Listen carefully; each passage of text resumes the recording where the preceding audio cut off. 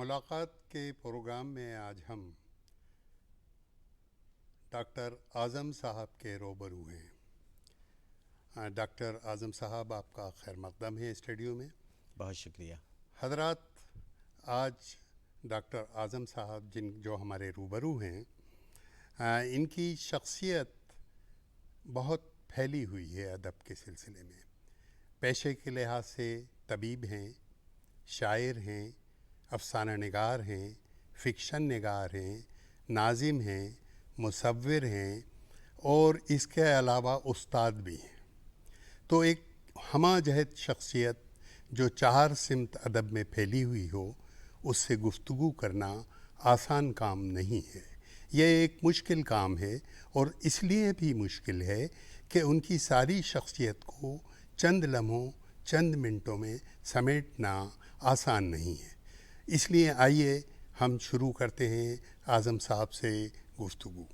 جناب اعظم صاحب، ہم آپ سے یہ پوچھنا چاہتے ہیں کہ اتنے میدانوں میں بیک وقت جو آپ مصروف سرگرم ہیں، تو اس کی ابتدا کیسے ہوئی؟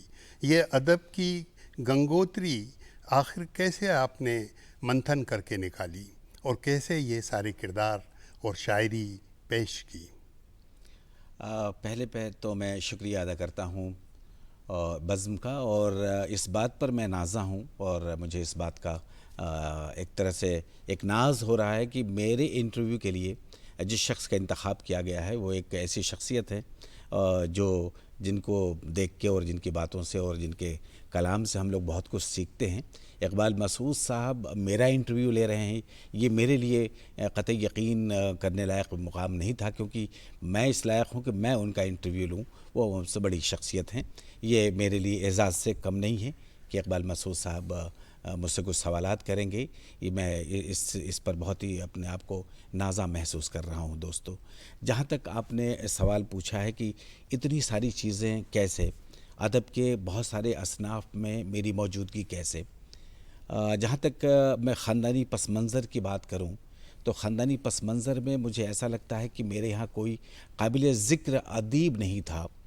والد صاحب کی ایک بار ڈائری مجھے ضرور ملی تھی، اس میں کچھ نظمیں ضرور لکھی ہوئی تھی، لیکن اس سے اندازہ نہیں ہو رہا تھا کہ نظمیں ان کی لکھی ہیں یا ان کے پسندیدہ نظم تھی جن کو ان کو اتارا ہے، لیکن جس سلیقے سے تھی تو ایک یہی میرے کو گھر میں اعظم صاحب، اس سے یہ محسوس ہوتا ہے کہ سخن فہم تو آپ کے گھرانے کے جی لوگ بالکل تھے۔ بالکل ظاہر ہے کہ اس کا کچھ نہ کچھ اثر تو ہونا ہی تھا آپ پر۔ بچپن سے ظاہر ہے کہ بچپن سے 2-3 میگزینز ہمارے یہاں تواتر سے آتی تھی، خاص طور سے ہدا میگزین اور کبھی کبھی ہما میگزین۔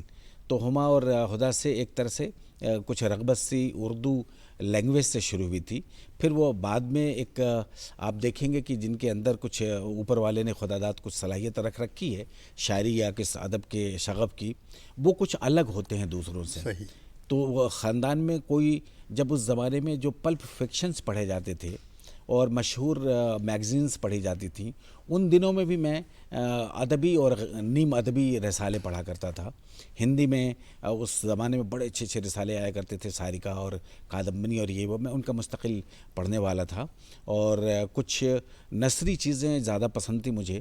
منٹو بہت پسند تھا ہائی اسکول کے زمانے سے ہی، اور اس وقت تو آپ منٹو کو پہچان نہیں پاتے ہاں ہوں گے اس طرح ایگزیکٹلی سے۔ بالکل، لیکن وہ کوئی شخصیت تھی جو بہت ٹچ کرتی تھی، اور اس کی چیزیں مجھے بہت زیادہ ٹچ کرتی تھی، جو وہ میرے جو لاشعور میں کہیں تھا کہ میں افسانوی ادب میں کچھ کروں گا۔ چہ جائے کہ بات یہ ہو گئی کہ آگے جاتے جاتے شاعری نے مجھے زیادہ آن لیا، کیونکہ ہائی اسکول کے زمانے میں ہی کسی طرح سے شاعری سے ایک چسکا سا ہوا تھا، اور 2 غزلیں ہو گئی تھیں، اور وہ بھی بڑا دلچسپ قصہ تھا، میں اکثر اس کو سناتا رہتا ہوں۔ اور وہ کہ کس طرح سے آخر غزلوں سے میرا واسطہ ہوا تھا، اور غزلوں کے سلسلے کے ساتھ جو میرا واسطہ ہوا تھا عروض سے، علم عروض سے، وہ ایکچولی اس کی جو بنیاد ہے وہ میرے ہائی اسکول کے زمانے میں ہی ایک طرح سے پڑ گئی تھی۔ یہ بڑا مشکل کام تھا جی جب جی کہ۔ بالکل، لیکن چونکہ میرے جو پہلے استاد میں کہہ سکتا ہوں، اور میں وہ تو اب نہیں رہے، اور میں اس بار بھی گیا تھا جہاں سے میں نے ہائی اسکول کیا تھا، تو میں نے تلاش کرنے کی کوشش کی کہ ان کے کچھ لوگ ہی مل جائیں، ان کی فیملی مل جائے، لیکن کوئی بتانے سے قاصر تھا۔ وہ بیڑی بنایا کرتے تھے، قمر صاحب، قمر نام تھا، بیگو سرائے شہر ہے ایک بہار میں، وہاں میں ہائی اسکول کے غرض سے گیا تھا۔ وہاں وہ بیڑی بنایا کرتے تھے، اور ان سے میں اکثر جو بیڑی بناتے تھے ان کی خاص ایک عادت تھی کہ بیڑی بناتے تھے اور یوں ہلتے رہتے تھے. تو میں یہ سوچتا تھا کہ شاید کلام پاک کی ورد بھی کرتے جا رہے ہیں، تلاوت بھی کرتے جا رہے ہیں اور بیڑی بھی بناتے جا رہے ہیں. تو میرے لیے ایک تجسس کا ایک مقام تھی وہ شخصیت. اور چونکہ ظاہر ہے کہ افسانوی کچھ ذہنیت تھی، افسانہ پڑھتے پڑھتے تو ہر شخصیت میں کچھ نہ کچھ ایک دیکھنے اور آبزرو کرنے کی میری ایک کوشش رہتی اس تھی. کا فائدہ آپ کو فکشن میں بہت جی زیادہ بالکل ملا ہوا، ہے. بالکل ہوا. یہ جو مشاہدے کی نظریں جو تھیں، جو عمیق جو پڑھی، تو انہوں نے مجھے بلایا کہ تم اکثر میں دیکھتا ہوں، تم مجھے دیکھتے رہتے ہو، کیا چاہتے ہو؟ تو میں نے انہیں بتایا کہ صاحب آپ بڑے دلچسپ مجھے دکھتے ہیں. پھر انہوں نے کہا کہ تم کیا شاعری جانتے ہو؟ تو گویا یہ کہ انہوں نے ایک مصرعہ مجھے دیا تھا. وہ مصرعہ تھا، وہ فلمی نغمہ تھا کہ محبت کی جھوٹی کہانی پہ روئے. واہ. تو انہوں نے کہا کہ اس کو پڑھو. محبت کی جھوٹی جھوٹی کہانی پہ روئے مغل اعظم کا نغمہ ہے فلم کا. تو میں نے پڑھ دیا. بولے اور پڑھو، تو میں نے اور پڑھا. پھر بولے کچھ دنوں بعد بولے اسے 2 ٹکڑوں میں پڑھو. واہ. تو میں نے کہا محبت کی جھوٹی کہانی پہ روئے. بولا ویری گڈ. 2-3 دن تک اسی طرح سے پڑھاتے رہے. پھر 2-4 دن کے بعد وہ بولے اسے 4 ٹکڑوں میں پڑھو. تو میں نے 4 ٹکڑے میں پڑھا، محبت کی جھوٹی کہانی پہ روئے. تو جب بار بار بولے تمہیں ایسا احساس ہو رہا ہے کہ ان 4 ٹکڑوں میں کچھ خاص بات ہے، کچھ خاص آوازیں سے جو برآمد ہو رہی ہے، ان میں ایک تواتر ہے، اس میں ایک تسلسل ہے، ایک جیسی آوازیں آ رہی ہیں کیا؟ محبت کی جھوٹی کہانی پہ روئے. بولا مجھے ایسا لگ رہا ہے کہ 4 ٹکڑے ہم برابر آواز میں پڑھ رہے ہیں. بولا ایگزیکٹلی یہی عروض ہے، اور یہ جو ٹکڑے تم پڑھ رہے ہو اس کو شاعری میں فعول فعول فعول فعول کہتے ہیں. تو یہ ہائی اسکول کے زمانے میں جو انہوں نے مجھے ایک چلتے مجھے ایک چیز ایسی بتائی تھی کہ میرے لاشعور میں ایک طرح سے وہ ہارڈ کہہ رہے کاپی کی طرح ایک پیوست سے ہو گئی. بہت ہی دلچسپ بات جی آپ نے بتائی. جی اور یہ اس طرف اشارہ کرتی ہے کہ سخن فہمی اور سخنور ہونے کے لیے ضروری نہیں ہے کہ بہت زیادہ تعلیم یافتہ بھی جی بالکل بالکل ہائی اسکول ذہن آگاہ ہو. جی. تو اس حساب سے آپ نے شاعری سے دلچسپی لینا شروع کی. جی بالکل بالکل. میں یقیناً چاہوں گا کہ اور ایک لمبا عرصہ خاموشی کا بھی گزرا ہوگا. تعلیم حاصل کی، جی حکمت کے اندر گولڈ میڈل آپ ہوئے، وہ بھی علی گڑھ مسلم یونیورسٹی جیسے مشکل ادارے سے. آپ کی جو کتابیں آنا شروع ہوئیں تواتر کے ساتھ، اس میں ذرا بتائیں گے کہ آپ کون سی کتابیں آپ کی اب تک آ چکی ہیں؟ بالکل وہ تسلسل کو میں قائم رکھتے ہوئے یہ جو 2 غزلیں اس زمانے میں چھپی ہیں ہائی اسکول کے زمانے میں، وہ والد صاحب کی نظر میں آ گئی. تو جیسا کہ ہوتا ہے ایک ٹریڈیشنل فیملی میں، والد صاحب نے اس کو بہت اچھے سے نہیں لیا، اور انہوں نے بہت زیادہ اس طرح سے کہا کہ ابھی سے اگر آپ شاعری میں پڑھ جائیں گے تو آپ اپنے استاد کی طرح ہی بیڑی بناتے رہ جائیں گے. کچھ پہلے بنیے، کچھ کریے، اس کے بعد آپ شاعر بنیے. جو ادھر انہوں نے اگزامپل بھی دیے، دیکھیے فلانا میرا دوست ہے، پروفیسر ہونے کے بعد اس نے شاعری کی وغیرہ وغیرہ. تو آپ نے ادب کا بنباس بالکل یہ بات ان کی جو ہے بالکل دل کو لگ گئی بات. اور میں نے کہا نہیں، مجھے کچھ پہلے حاصل کرنا ہے، لہٰذا اب علی گڑھ جانا ہوتا ہے. علی گڑھ میں اگر میں چاہتا تو وہ تو گہوارہ تھا، لیکن شعوری طور سے میں دور رہا ادبی محفلوں سے. میں نے اسی لیے تو کہا کہ آپ نے بنباس اختیار کیا اپنے والد کے کہنے پر. جی بالکل. جو پڑھائی میں اپنے کو جھونکا، اور اس کا ثمرہ یہ نکلا کہ علی گڑھ جیسے ادارے سے، جیسا آپ نے فرمایا، جہاں ہندوستان بھر کے لوگ رہتے ہیں، اس کلاس میں مستقل ٹاپ کرنا اور گولڈ میڈل حاصل کرنا، یہ اس کا ہی ثمرہ ہے، والی صاحب کی ہی ترغیب کا نتیجہ میں مانتا ہوں. اس کے بعد پھر یہ ہوتا ہے کہ میری نوکری لگتی ہے مدھیہ پردیش میں، اور مدھیہ پردیش میں نوکری لگتی ہے تو بہت ریموٹ ایریا میں لگتی ہے، جہاں پہ کوئی نہ بولنے والا، ہم زباں بھی نہیں، کسی سے بول بھی نہیں سکتے. یہ چیز تو تھی، لیکن کس طرح سے میں اس کو آگے لاؤں کچھ سمجھ میں نہیں آتا تھا. اسی اسنا میں ہوتے ہوتے میں سیہور شہر میں آیا. سیہور شہر میں کچھ انجمنیں کام کرتی تھی، میں شارٹ میں بتا رہا ہوں کہ انجمنیں کام کرتی تھی. ان انجمنوں سے جڑنے کا موقع ملا. ان انجمنوں سے جڑنے کے بعد پھر سے دوبارہ شاعری نے پھر سے جو اصلی میں آپ ایک ایسی سرزمین میں آ گئے جی جو شعر و سخن کی سرزمین. بالکل بالکل بالکل. یہ مالوہ جو ہے نا، ادب کی بڑی زرخیز سرزمین. یقیناً اس میں اس سرزمین نے آپ کی شاعری کو دوبارہ انکور لانے کے لیے مجبور کیا. بالکل بالکل. تو میں نے آپ سے یہ سوال کیا تھا کہ آپ کی تخلیقات کون سی ہیں؟ جی. تو یہ معاملہ دیکھیے، یہ جو پہلی جو غزلیں چھپی تھیں 78 کے آس پاس میں، اور اس کے بعد وقفہ دیکھیے. اب یہ تقریباً 2012 کی بات ہے، 2011-12 کی بات ہے، جو میرا پہلا مجموعہ کلام آیا. لفظوں کی مسیحائی. واہ، مسیحائی آپ نے خوب رکھا. چونکہ ہاں جی بے آپ طبیب ہیں اس لیے مسیحائی جی رکھا. جی جی بھائی ویسے تو کرتے ہی ہم طبابت کا مسیحائی کا کام کرتے تھے. ہم نے کہا کہ یہ بہتر ایک نام بہت ہوگا کہ ہم شاعری سے بھی لوگوں کے دلوں کی اس کے اندر کیا ہے اس کتاب کے اس اندر؟ کتاب میں خاص بات یہ ہے کہ مجھے جیسا بتایا قدرت کی باتیں ہیں کہ کچھ یہ مصور بھی تو ہے. ہاں وصف دے ذرا دیتی دکھائیے ہے، وہ. وصف دے دیتے ہیں اوپر والے کی مہربانی ہے کہ شاعری کا جنون دیا اور ساتھ میں مجھے مصوری کا بھی تھوڑا بہت ذرا شدت دی. یہ دکھائیے سر ورق ہی مصوری دکھائیے. سر ورق ہی میرا بنایا ہوا ہے. ایک تو پہلے یہ دیکھ بہت لیں، خوب. یہ سر ورق ہی پورا میرا بنایا ہوا ہے.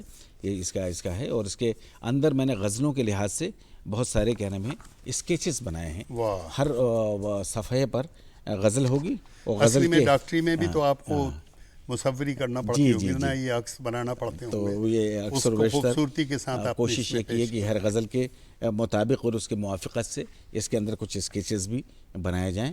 اور اس طرح سے یہ شاعری اور مصوری، اس لیے اس پہ لکھا ہے کہ شاعری اور مصوری ڈاکٹر اعظم.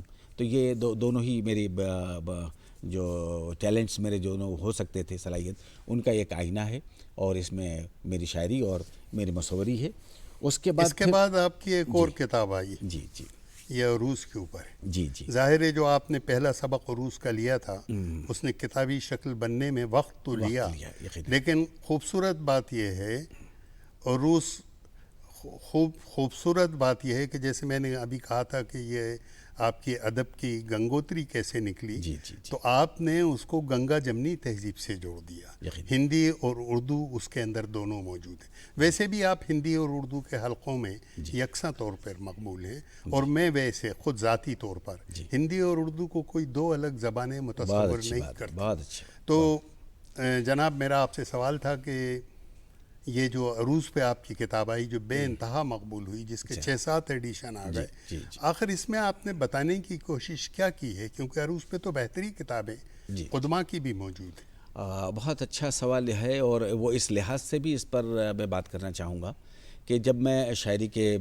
اس میں آ گیا، باقاعدہ ایکٹیو ہو گیا، اور ایسے میں ہوا یہ کہ کیا نام ہے فیس بک کا زمانہ شروع ہوا اور فیس بک پہ بہت ساری انجمنیں بنی، بہت سارے گروپس تھے جہاں پہ لوگ شاعری اور فی البدیع اور طرحی مشاعرے کرتے تھے.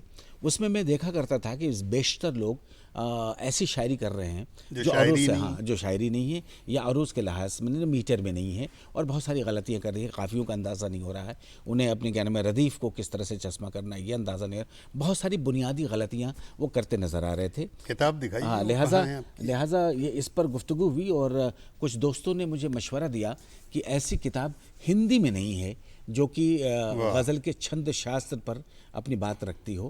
اور لوگ غزل لکھنے کی طرف بہت ایک آندولن سا چل رہا غزل لکھنے کا، لیکن ان کے لیے کوئی مارگدرشک بک نہیں ہے. لہٰذا اگر آپ کریں، لیکن چونکہ ہم نے جیسا بتایا ہائی اسکول کے زمانے سے ہی مجھے شغف تو ہو چکا تھا. فولن جیسے جو الفاظ میرے لاشعور میں سافٹ ویئر کی طرح آ چکے تھے، لہٰذا میں اس کو زیادہ سمجھنے میں مجھے دیر نہیں لگی اور لوگوں کے لیے بنیادی طور سے میں نے بہت ہی آسان کرنے کی کوشش کی عروض کو سکھانے کی، تاکہ لوگ میٹر میں شاعری کریں. اس کی خاص بات میں یہ بتاؤں. یہ چھند کیا لکھا ہے اس کے جی نیچے؟ یہ جو لکھا ہے غزل کے چھند یعنی عروض. اس کو اگر ہم ہندی میں بات کریں گے، جو عروض شاستر ہے وہ غزل کا چھند شاستر ہے. ہندی میں بھی اپنا چھند شاستر ہے. تو چھند شاستر جو اس پر ہندی کی شاعری ہوتی تھی، یہ غزل کا چھند شاستر یعنی اس کی عروض ہے. تو عروض کو ہم جو پروسیدی بولیں گے یا اگر سنسکرت میں بولیں گے تو چھند شاستر. تو اس کے تو اور بھی ایڈیشن آئے. جی ایڈیشنز بہت آ گئے، اور اس کا ایک اور خاص یہ ہے کہ یہ اس کا بڑا ایڈیشن اور آ رہا ہے جس میں بہت سارے پیجز کا ایڈیشن کیا. اندر سے دکھائیے ذرا. جلد ہی وہ ممکن ہے، کیا نام ہے رختہ فاؤنڈیشن سے وہ اس کا آنا ہے. تو یہ اس کی سرورق ہے جس میں شعر لکھا تھا میں نے کہ آساں تو نہیں تھے نیم اس عروض کے، لیکن میرے قلم نے کچھ آساں بنا دیا. واہ. تو اس کے اور انداز کے بھی تو آئے جس شکل کی یہ آئی کتاب. ایک تو یہ بالکل نیا انداز تھا، اس انداز میں کتابیں آتی نہیں ہیں. اس کے علاوہ اس کے اوپر ایک چھوٹی کتاب لوگوں کی کچھ اور وہ آئی تھی جو پبلیشر سے میری بات ہوئی تو انہوں نے کہا کہ بھائی یہ کتاب اتنی دبیز ہے اور قیمتی ہے کہ قیمت کے لحاظ سے بھی، کیونکہ اس کا گیٹ اپ دیکھیں اور اس کی وہ دیکھیں تو اس لحاظ سے اس کی قیمت زیادہ پڑتی ہے. لوگ کہتے ہیں کہ سفر وغیرہ میں مشکل آتی ہے، لہٰذا اس کو چھوٹا ایڈیشن چھاپا جائے. تو انہوں نے اس کا چھوٹا ایڈیشن یہ چھاپا لیکن اس میں ارشاد کامل صاحب کا جملہ بولنا چاہوں گا. جی فرمائیں. ارشاد کامل صاحب نے دونوں کتابیں دیکھی. ارشاد کامل ایک مشہور فلمی نغمہ نگار ہیں جو بامبے میں ہیں. انہوں نے بڑا اچھا کہا. بولا انہوں نے کہا پبلیشر کو بتا دیجیے گا کہ یہ منیچر ہے اور یہ اصل ہے. تو تاج محل اصل ہے, وہ تاج محل ہی ہے, اور یہ جو ہے اس کا منیچر ہے جو کسی کونے میں, کسی کمرے کے کسی شیلف میں پڑا رہتا ہے. اس کی وہ اہمیت نہیں ہوتی جو اس کی اہمیت ہوتی ہے. لہٰذا یہ تاج محل ہے. ریختہ بھی تو شاید اس کے اوپر آپ سے ریختہ کو بھی کتاب بہت پسند آئی ہے, اور اس کے اندر بہت سارا میٹر اور ایڈٹ کیا, میں نے جوڑا ہے, اس میں ایڈ کیا ہے, اور انشاءاللہ بہت جلد ریختہ پبلیکیشن سے یہ کتاب شائع ہو سکتی ہے. ممکن ہے کہ کسی اور نام سے ہو سکتا ہے کہ ریختہ عروض کے نام سے آئے, لیکن کتاب یہی ہوگی. اچھا, یہ جو آپ نے عروض کی کتاب نکالی ہے ہندی میں خاص طور سے, تو آپ نے محسوس کیا ہوگا کہ تلفظ جو ہے ہندی اور اردو کے اندر تحریری طور پہ آنے میں پریشانیاں پیدا کرتا ہے. تو ظاہر ہے کہ جب آپ عروض سے ایسی دلچسپی لیتے ہیں تو زبان خاص طور سے بالکل اس کے سلسلے میں بھی آپ نے دلچسپی لی ہوگی. تو وہ کیا ہے, وہ کون سی کتاب؟ میں نے جب یہ دیکھا کہ جو لوگوں نے اردو, ہندی اور انگریزی تینوں زبانوں کا ایک سنگم بنا دیا ہے اس میں. ایگزیکٹلی. جی, کیا ہوا, لوگوں نے میٹر تو سدھارنا شروع کر دیا اس کتاب سے کہ لوگوں کی میٹر میں آنے لگی غزلیں. لیکن میں نے یہ دیکھا کہ زیادہ تر اردو بھاشی جو نہیں ہیں وہ لفظوں کو صحیح تلفظ نہیں کر پا رہے ہیں, ان کا اچارن دوش ہونے کی وجہ سے. نہیں ہے کہ یہ بھی وجہ ہے, یہ ملک بہت بڑا ہے. اس بڑے ملک کے اندر مختلف زبانیں بولی جاتی ہیں, اس لیے تلفظ میں فرق تو آنا یقینی بات. اس سے کوئی عار نہیں ہے, لیکن ہم جب کسی زبان کے لفظ کو استعمال کر رہے ہیں تو اس کے صحیح تلفظ کو, ایک غلط العوام ایک غلط العام ہوتا ہے, تو غلط العام تک تو بات سمجھ میں آتی ہے, لیکن غلط العوام الفاظ کو ہم قطعی طور سے انکریج نہیں کرتے. تو غلط العام میں بہت سارے ایسے ہیں جو ٹھیک ہے, ان کو فصیح مان لیا گیا. اس کتاب کا ذرا اندر کا صفحہ بھی دکھائیے جہاں تینوں زبانوں کے بارے میں لکھا ہے. میں نے ہر ایک لفظ کو جو عمومی طور سے شاعری میں استعمال ہو سکتے ہیں ان کو میں نے لیا ہے. ادھر سے ہندی کی طرف سے چلتا ہے, ادھر اردو کی طرف سے ہے, اور بیچ میں انگریزی ہے. یہ سہل لسانی لکھنے کا مقصد یہی تھا کہ صحیح تلفظ کا اندازہ اس شخص کو ہو جائے جو کتاب پڑھے. اس میں آسانی یہ ہو گئی کہ ادھر سے رومن میں بھی لکھا ہوا ہے, تو اس میں مطلب کنفرم کر تلفظ کے لیے سکتا ہے کہ آسانی تلفظ میں کسی طرح کی کوئی بھی کسی طرح کی کمی نہیں رہے گی اس کو, اور کسی نے ہر طرح سے وہ اپنے تلفظ کو درست کر سکتا ہے. اور اس ضمن میں میرے آج کل ریلس بھی چل رہے ہیں, جو ریلس بھی میں تلفظ کے حساب سے بنا رہا ہوں, جو کافی مقبول ہو رہے ہیں. جی, آپ کی دوسری جو شعری مجموعہ آیا, کیا عنوان تھا اس کا؟ وہ شعری مجموعہ جو ہے وہ مخصوص ہے, مخصوص اس سینس میں ہے کہ پرانے زمانے میں تمام کے تمام شعراء جو ہے دیوان لکھا کرتے تھے. دیوان اور شعری مجموعے میں یہ فرق ہے کہ شعری مجموعے میں کوئی ترتیب نہیں ہے, غزلیں ہوتی ہیں, اور دیوان میں یہ ترتیب ہے کہ دیوان میں حرف تہجی یعنی ورنمالا کے حساب سے اس میں الفابیٹکلی اس میں غزلیں ہوتی ہیں. الف سے شروع ایک بڑی خوبی ہے آپ کے یہاں کہ اردو کے تمام دیوانوں میں یہ لفظ جو استعمال ہوتا ہے اس سے شاید ہی ایک آدھ شعر ہو. آپ نے ایک پوری, ایک نہیں بلکہ 2 غزلیں جو ہیں اس کے اندر مکمل پیش کی ہیں. تو اتنے الفاظ کہاں سے آئے؟ میں نے حروف بھی وہ نہیں چھوڑے ہیں جس کو ہندی حروف کرتے ہوئے, ہندی رے, ہندی رے, رے ڈھے, وہ یہ سب بھی حروف کو میں نے استعمال کیا ہے, کیونکہ اردو کے نئے قاعدے کے حساب سے یہ جتنے بھی ہمارے سنیکت اکشر تھے, بھا بھا جھا, جو آواز نہیں تھی اردو کے اس میں, وہ بھی ہمارے یہاں حروف کے زمرے میں آ گئے. تو میں نے ان کو بھی حروف کے طور پر برتا ہے. اس طرح آپ نے اردو کے الفابیٹ کے طور پر استعمال کیا. جی بالکل, الفابیٹ کے طور پر, اور وہ کافی مطلب ایک نئی چیز تھی, اور ہندوستان میں بہت کم لوگ جو ہے کیا نام ہے دیوان کی شکل میں اپنی چیزوں کو چھاپتے ہیں, تو وہ دیوان کی شکل میں تھا. اچھا, ایک بات اور بھی ہے, آپ نے اردو اکیڈمی کی غزل کلاسز میں پڑھایا, آپ کا خود ایک ایپ چلتا ہے جس میں آپ زبان, بیان اور تحت کے بتانے کی کوشش ہیں, تو یقینی بات ہے کہ آپ کے شاگردوں کی تعداد بھی بہت ہوگی, کیونکہ ابھی جب ریختہ کا جشن ہوا تھا تو ہم نے دیکھا کہ کئی غیر ملکی حضرات آپ سے اس طرح سے گفتگو کر رہے ہیں جیسے وہ آپ کے شاگرد ہوں. ہمیں تو پتہ نہیں ہے, لیکن لگتا ہے کہ آپ کے شاگردوں کی تعداد دنیا بھر میں خاصی ہے. تو آخر ان کے ساتھ آپ کا رویہ کیا ہوتا ہے؟ دیکھیے, یہ شکر ہے اس کا کیا نام ہے سوشل سائٹ کا. میرے ساتھ ابھی میرے شاگردوں میں آسٹریلیا سے بھی ہیں, ناروے سے ہیں, اور آپ کا کیا نام ہے امریکہ سے ہیں, یہ لوگ یہ جو واٹس ایپ اور اس کے ذریعے سے یہ ہمارا کیا نام ہے ان سے سمپرک ہوتا رہتا ہے، اور یہاں ہندوستان میں تو بہت سارے لوگ ہیں، آتے رہتے ہیں۔ کئی بار ایسا ہوتا ہے کہ مجھے لگتا ہے کہ اپنا تخلیقی کام مجھے چھوڑنا پڑتا ہے لوگوں کی اس میں فرمائشوں کو ٹھیک کرنے میں، تو یہ دقت تو ہوتی ہے، لیکن ٹھیک ہے، ہم پر فرض ہے۔ جی اچھا اعظم صاحب، یہ تو باتیں آپ سے ہم نے کی شاعری کے بارے میں، آپ کی ایک کتاب طریقہ ہائے علاج بھی موجود ہے، جی جی یہ ظاہر ہے کہ آپ کے پیشے سے جی، تعلق طریقہ رکھتا ہے۔ علاج۔ امید تو یہ ہے ہمیں کہ اس سلسلے میں مزید آپ کی کتابیں جی جو جی، ہیں پائپ لائن میں لگی ہوں بالکل گی، بالکل بالکل، جو علاج کے بارے میں ہے، یا عام لوگوں کو بتایا ہے کہ علاج کیا ہوتا ہے جی جی اور اس کی ABCD کیا ہے۔ جی جی بہت اچھا، لیکن اب ہم اس طرف آنا چاہتے ہیں کہ شاعری سے عروس کی کتاب تو ظاہر ہے کہ آپ نے لکھی وہ نثر ہے، لیکن اس کے ساتھ ہی ہم یہ چاہتے ہیں کہ جو نثر میں آپ نے کام شروع کیا، جیسے کہ ابھی کہا میں نے استادی والا، آپ کا ایک باپ کے نام سے بھی ہے فکشن کے اوپر، اصلی میں یہ ہے کہ نثر کی طرف لوگ بڑی مشکل سے متوجہ ہوتے ہیں، اور نثر لکھنا شاعری سے کسی طرح کمتر نہیں ہے، بے حد مشکل ہوتا ہے۔ تو اس طرف آپ جو متوجہ ہوئے، جیسے آپ نے بتایا کہ ماضی میں آپ مطلب نثر سے دلچسپی لیتے تھے اور کتابیں پڑھتے تھے، اب آپ نے ایک ناول آپ کا منظر کے عام کے اوپر آیا ہے، جی جی یہ ناول کیا ہے جی۔ اور نثر کی طرف آپ نے کیسے رخ کیا، اس سلسلے میں کچھ فرمائیں آپ۔ بہت بہت شکریہ۔ میں تو اس لیے یہ ذرا سا اس لیے دکھ رہا تھا کہ بنیادی طور سے میں ایک طبیب کے طور پر اپنی خدمات انجام دے رہا ہوں، تو ادب میں اتنی ساری کتابیں آنے کے بعد ہمارے طبیب اور طب کے دوستوں کی بڑی فرمائش تھی کہ طب کی طرف بھی کچھ لکھو، کچھ ادھر رجوع کرو، تو ایک طرح سے یہ کتاب نکلی، اور ایک اور کتاب آنے والی ہے انشاءاللہ۔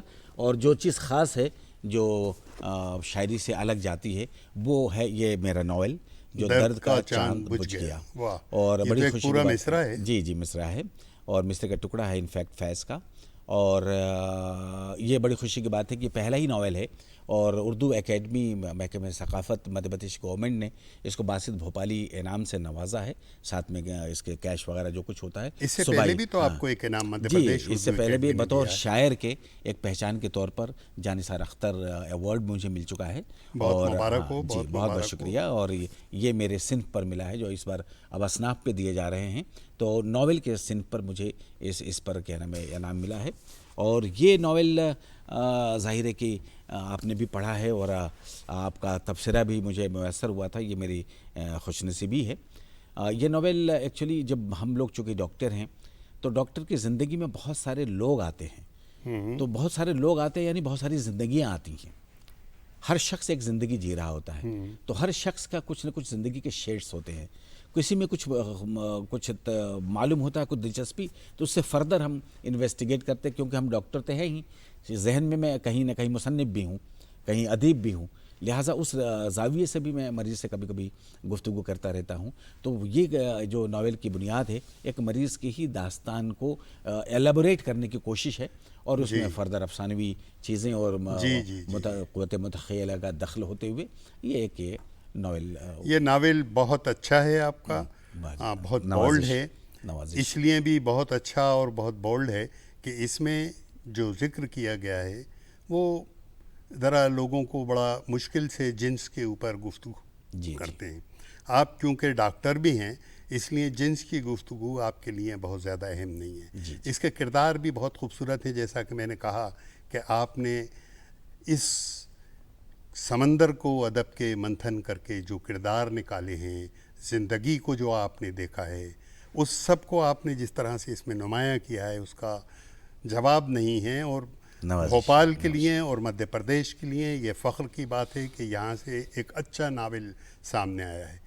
کیا ہی اچھا ہو، کیونکہ آپ شاعر بھی ہیں اور اب تک آپ سے شاعری پر فنی طور پر تو گفتگو ہم نے کی ہے، کیا ہی اچھا ہو کہ آپ ایک کوئی خوبصورت سا اپنا کلام ہمارے سامعین کو سنائیں، ضرور تو یہ احساس ہو کہ آپ کی شاعری کا کیا۔ جی بالکل بالکل، میں کچھ اشعار سناؤں، اس سے قبل یہ بھی بتا دوں کہ ہم لوگ یہ تو پورا ناول ہے اور اس کا بالکل ایک مختصر روپ ہے، مختصر روپ افسانچے کہلاتا ہے، یا ہندی میں لگو کتھا کہتے ہیں، آج کل ہم لوگ اس پر بھی کام کر رہے ہیں اور اس پر بھی تشکیل دے رکھی ہے اپنے، آپ کی تو کتاب آنے والی ہے، جی انشاءاللہ اس کی بھی کتاب تقریباً ترتیب میں ہے، اور کچھ اشعار میں آپ کو سناتا ہوں۔ جی دیکھیے مطلب یوں ہے کہ میں بزم کی متحیر سماع کر دوں کیا؟ واہ، میں بزم کی متحیر سماع کر دوں کیا؟ کیا سوالیہ نشان ہے، واہ. غزل کی صنف میں کچھ اختراع کر دوں کیا؟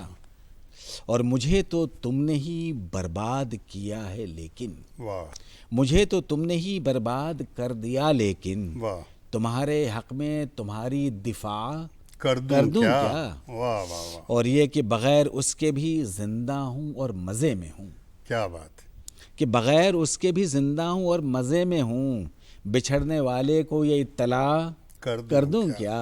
کیا ردیف بچھڑنے بول رہی والے ہے کو بھائی اس شعر یہ میں تو، واہ اطلاع واہ واہ واہ. کر دوں کیا؟ اور اسی ضمن میں 2-3 شعر اور سنیے کہ کٹے گی کیسے شب تار واہ، دل دھڑکتا ہے، آہا، کہ کٹے گی کیسے شب شب تار تار دل دھڑکتا ہے، نہیں ہے صبح کے آثار دل دھڑکتا ہے، آہا، کہ کٹے گی کیسے شب تار دل دھڑکتا واہ. ہے، نہیں ہے صبح کے آثار دل دل دھڑکتا دھڑکتا ہے۔ اور دریچہ، بہت ہمارے بڑے عظیم شعراء ہوئے ہیں، الگ الگ طریقے سے لوگوں نے ان کو خراج پیش کیا ہے۔ یہ میرا خراج دیکھیے کہ دریچہ ذہن کا کھلتا ہے شیر غالب سے، واہ واہ، کہ دریچہ ذہن کا کھلتا ہے شیر غالب سے، پڑھوں جو میر کے اشعار دل دھڑکتا ہے، پڑھوں جو میر کے اشعار دل دھڑکتا ہے۔ اور کیا بات ہے، واہ واہ ہمارے واہ، شہر واہ کی، واہ واہ. ہمارے پڑھوں جو میر کے اشعار دل دریچہ دھڑکتا ذہن کا کھلتا ہے شیر غالب سے۔ کیا بات. غالب دماغ کا شاعر ہے، واہ میر واہ، دل کا واہ شاعر ہے۔ واہ. دریچہ ذہن کا کھلتا ہے شیر غالب سے، واہ واہ، پڑھوں جو میر کے اشعار دل دھڑکتا ہے۔ اور ہمارے شہر کی حالت ہے ان دنوں ایسی، کیا بات ہے، جب آئے صبح کا اخبار آہا، دل دھڑکتا واہ واہ ہے۔ واہ واہ، واہ واہ، ہمارے شہر کی حالت واہ ہے واہ ان دنوں ایسی، جب آئے صبح کا اخبار دل دل دھڑکتا ہے۔ اور نہ مانگ بیٹھے کوئی قیمتی سی شے بچے، نہ واہ. مانگ بیٹھے کوئی قیمتی سی شے بچے، آہا، یہ سوچ کر سرے بازار دل دھڑک، دل دھڑکتا ہے۔ اور کبھی کبھی تو یہ لگتا ہے دل دماغ میں ہے، واہ واہ، کبھی کبھی تو یہ لگتا ہے دل دماغ میں ہے، کچھ اتنی زور سے اے یار دل دل دھڑکتا دھڑکتا ہے، واہ. کچھ اتنی زور سے اے یار دل دھڑکتا ہے۔ اور اگر وقت اجازت دے تو کچھ اور اشعار سناؤں۔ سنائیے سنائیے. شعر یہ ہے کہ برائے سخن ہم نے لکھا بہت ہے، واہ، کہ برائے سخن ہم ہم نے نے لکھا بہت ہے، پسند آئے ایک شعر اتنا بہت ہے، کیا بات ہے، کیا بات. کہ برائے سخن ہم نے لکھا کیا بہت بات ہے، پسند آئے ایک شعر اتنا بہت ہے۔ اور بہت نہیں ہے. نہیں زہر کی تھیلی انسان کے منہ میں، واہ، نہیں زہر کی تھیلی انسان کے منہ میں، زباں سے مگر وہ اگلتا بہت ہے، واہ واہ واہ. زباں سے مگر جناب وہ ڈاکٹر اعظم صاحب کو ہم نے سنا، ان کی گفتگو ہم نے دیکھی، کیسی گلفشانی گفتار انہوں نے کی ہے، ابھی یہ آپ نے دیکھا ہے. تو حضرات، ہم ان کا شکریہ ادا کرتے ہیں کہ وہ یہاں پر آئے، انہوں نے ہمیں وقت دیا اور اپنی شاعری اور ادب کے بارے میں کھل کر گفتگو کی. یہ اس لیے بھی ضروری ہے کہ آنے والی نسلیں یہ سمجھیں اور محسوس کریں کہ جو لگاتار محنت کرتا رہتا ہے، جو لگاتار ادب کے ساتھ خدمت کرتا ہے اس کی، تو ادب اس کے نام کو ضائع نہیں ہونے دیتا، اس کو چمکا دیتا ہے، اس کو آفتاب بنا دیتا ہے، اس طرح کہ ہمارے حلقے اس کو دیکھتے ہیں، سنتے ہیں اور اس پر عمل کرتے ہیں.